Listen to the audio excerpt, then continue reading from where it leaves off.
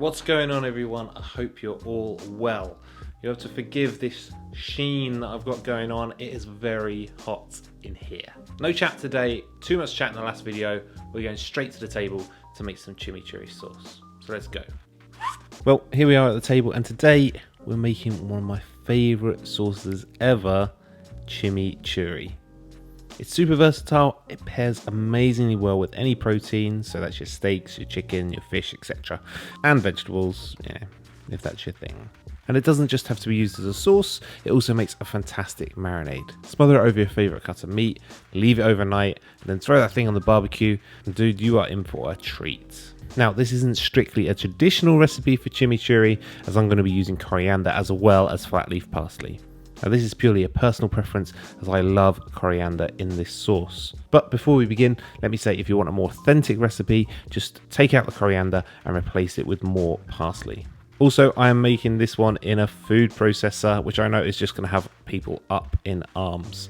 But I like the ease and the convenience of letting the machine do all the hard work. But of course, if you're a stickler for tradition, you can make this whole thing by hand. Now, I think I've sufficiently covered myself. Let's make this sauce.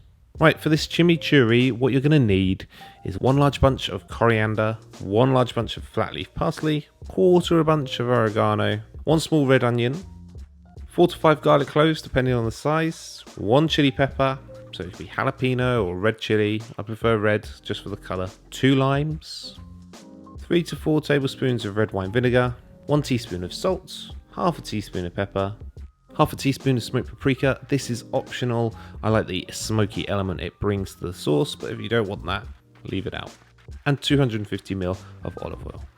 First, roughly dice your small red onion and place into the bowl of a food processor along with the sliced chili and the sliced garlic.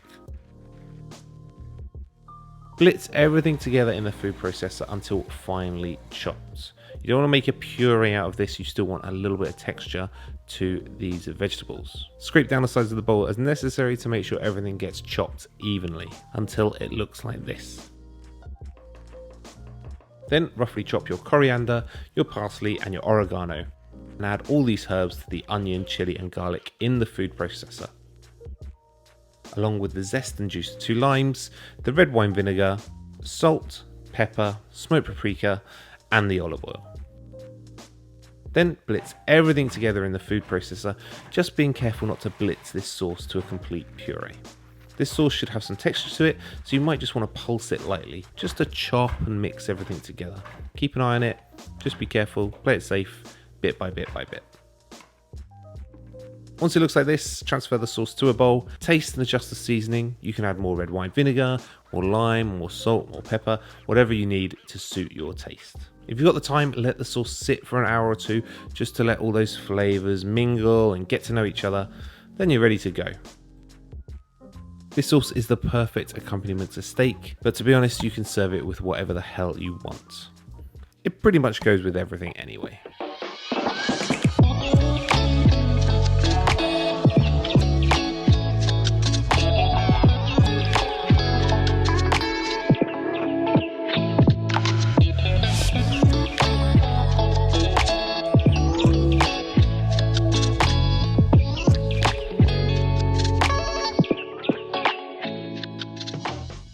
And that is it. I hope you enjoyed that video. Let me know what you're going to try this chimichurri on. My personal preference is steak, but it goes well with chicken, pork, fish, vegetables, avocado, poached eggs, you name it. This chimichurri works. Now, I know not everyone's going to be happy about the fact that I did it in the machine. Tough. I like the convenience of it, but if you want to be super traditional, chop, chop, chop, chop, chop, you can do it all by hand, mix it all in a bowl, it'll be beautiful. Let me know down in the comments if you agree with the old machine method or whether you prefer it done by hand. Do you think it tastes different? Because I'm not convinced. Thank you so much for watching this video. If you like this recipe, let me know by hitting the thumbs up down below. And if you're new here and you like what you see, why not consider subscribing as well? If you like this recipe, then you should definitely go and check out my channel because I've got plenty more videos over there. But if you like your instructions written down, you can always head over to my website and find them there instead. Hit me up on Instagram or Facebook. I love to see what you guys are cooking. I will see you in the next one.